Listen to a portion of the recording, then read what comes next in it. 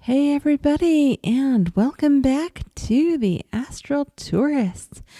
I'm your guide through weird landscapes, strange people, and physics that maybe need a memo. Sorry, I'm not that great at humor. I do try.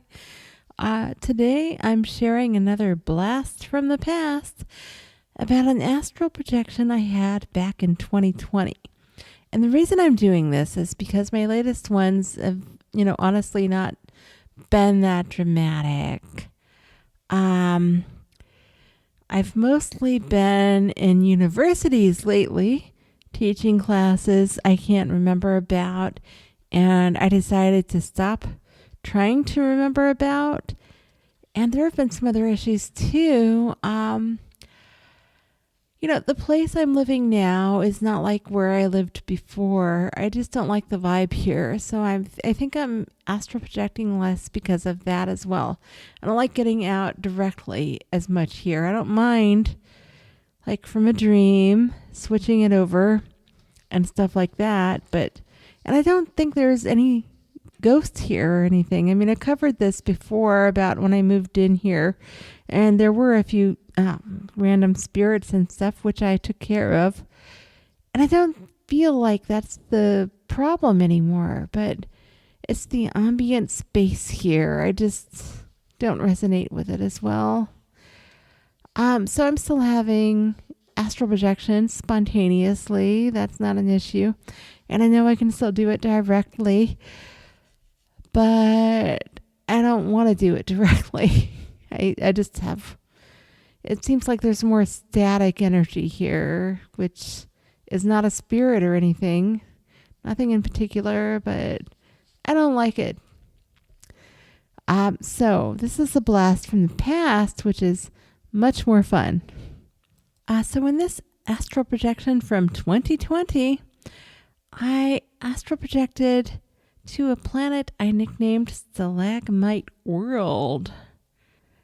The residents there had never heard of Earth. I asked around like I usually do. And after I did more digging, and questioning, I found it was once recorded as a kingdom only once on their world in a book called The Kingdom by a Mr. Winkle.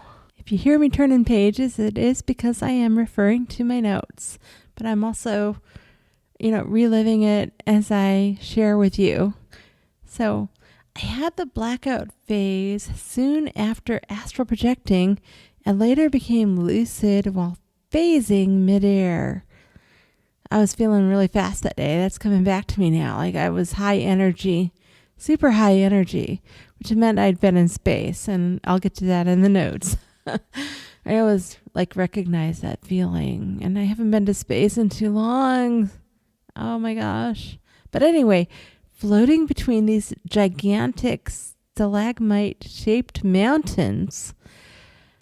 Here it is. I knew I'd been in outer space, but I didn't know for how long.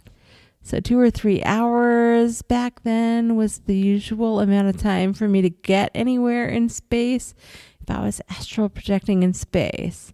And remember, time is flexible, so it's not always going to be the same for everybody. So continuing, there were huge vertical spikes and cliffs everywhere, along with the softer curving gray stalagmite type formations.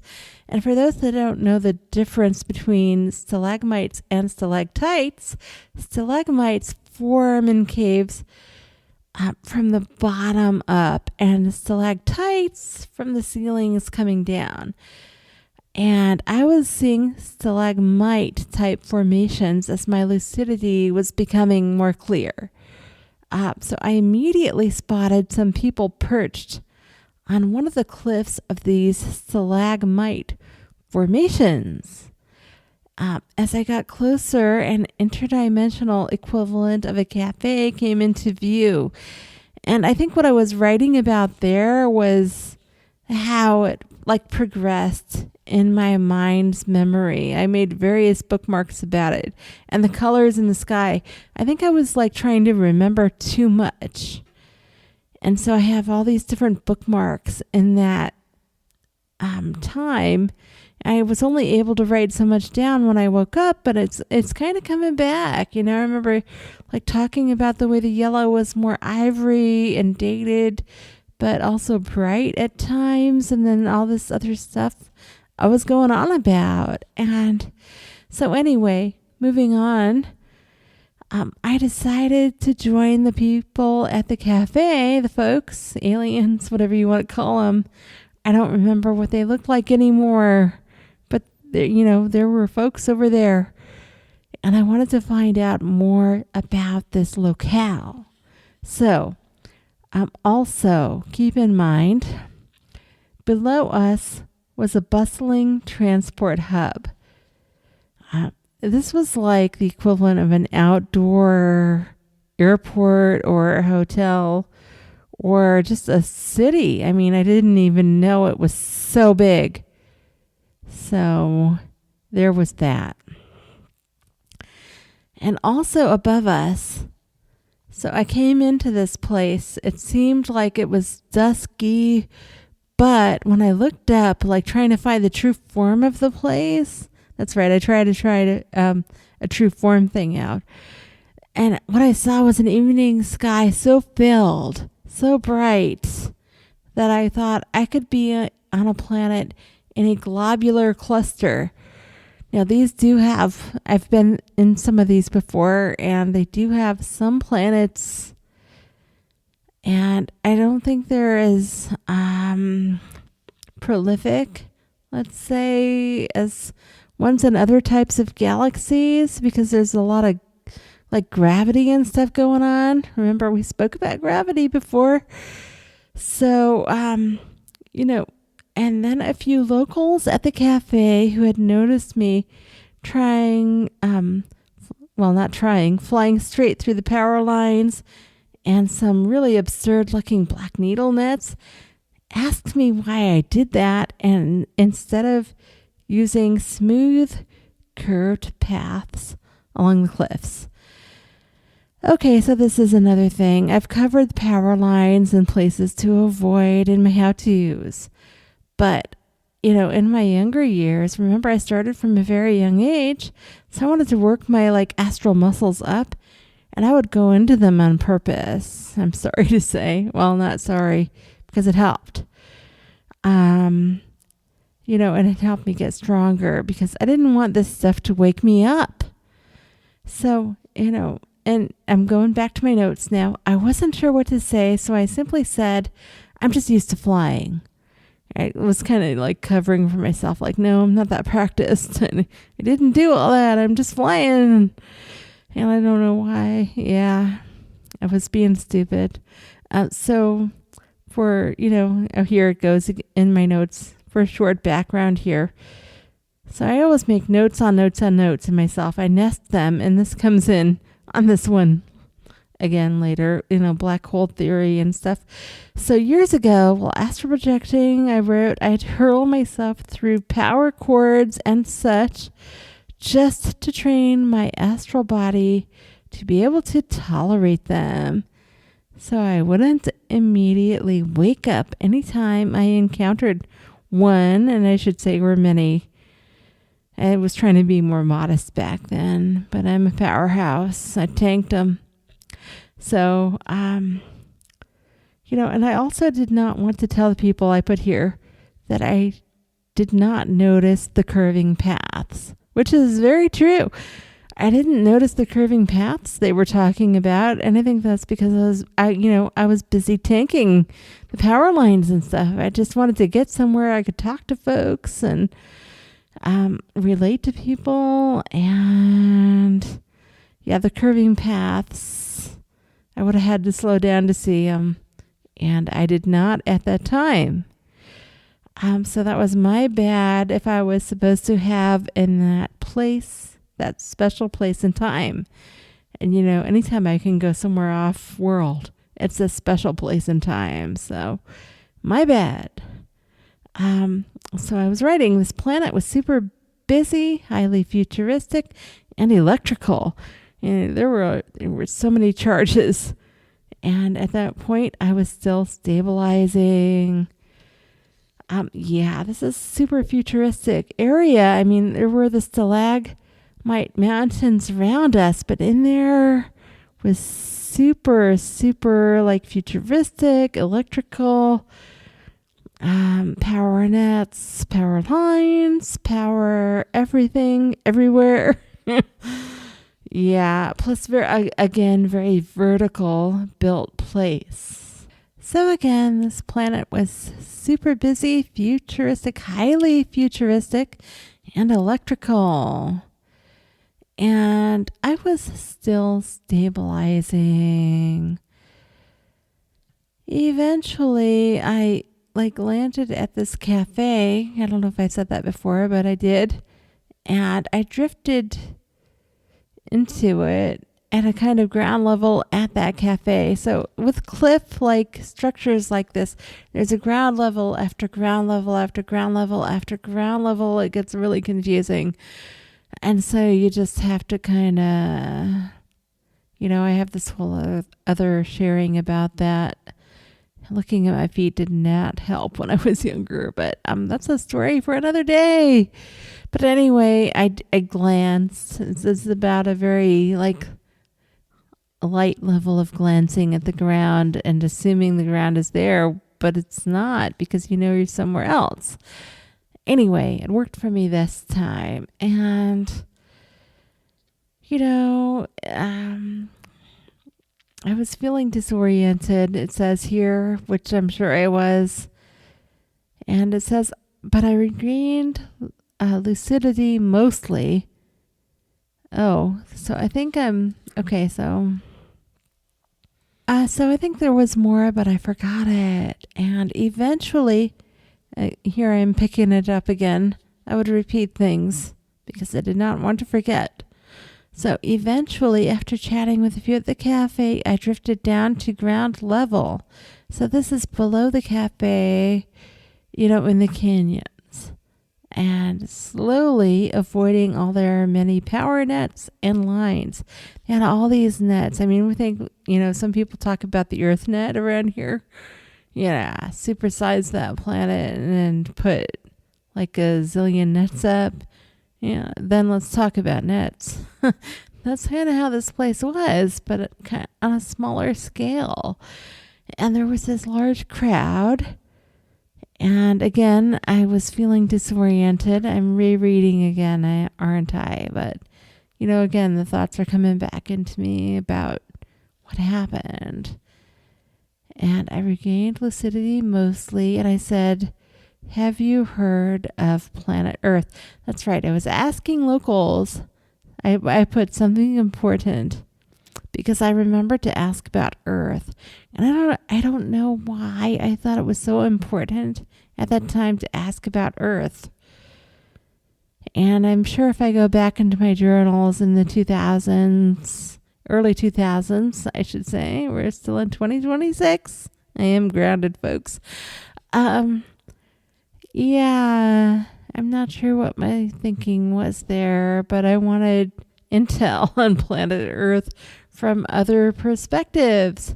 So, I have tried that before. I had tried that before. It's not the first time, and I still do it sometimes. So I get all kinds of reactions to this question across the cosmos. It doesn't matter where I am.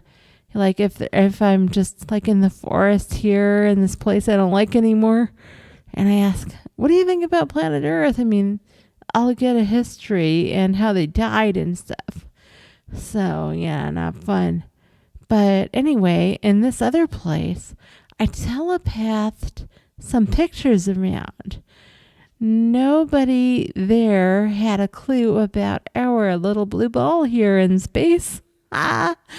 So I switched tactics just to try something different. And I've done this a couple of times before. So I began telepathing around just in a general way, not pushing in on anyone, just be like, And here I am in the social space on the ground, showing them more detailed, colorful mental pictures, emphasizing that Earth is mostly water with brilliant sunlight that gleams, and asking if any of them knew of anything like that, like books, games, places similar in space, anything really.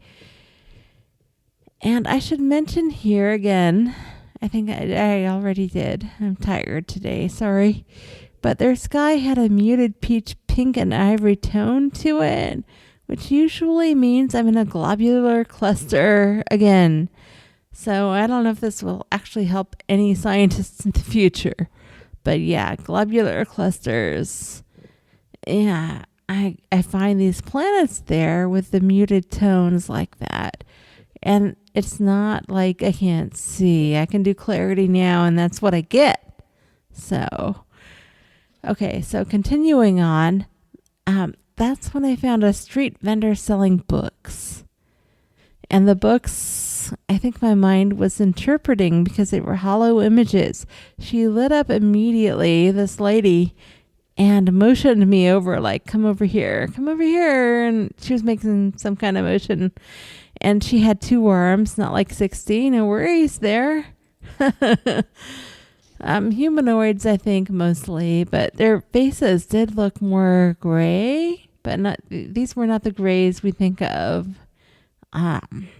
Very humanoid, light gray, perhaps.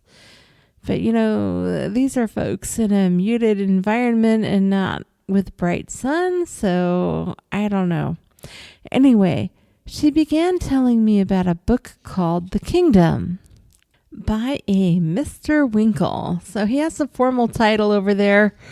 My brain got it as a Mr., but I think there's a more fun title. Like, I knew there was more to it. There was like kind of an inside joke going on that I did not get. But I got the Mr. and I was like nodding like I get there's more, but I don't know how to say it. So that's frustrating.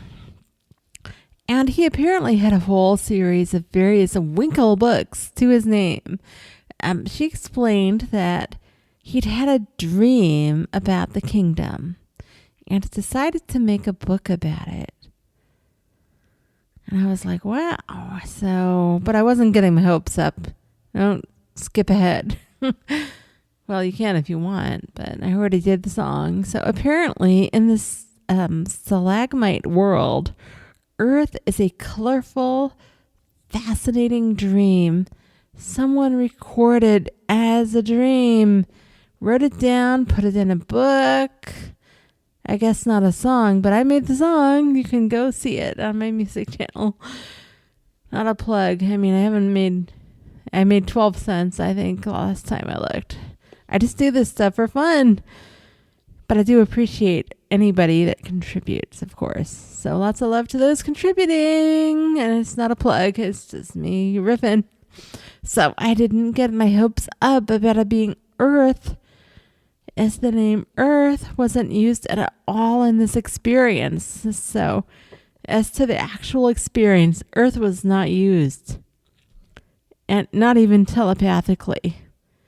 So to verify what I was thinking about and asking about and what she was thinking about showing me, she began telepathing images to me from this book she had in mind. And one image clearly was of Africa and the other was of Texas. And I'm like, oh my God, yes, Earth.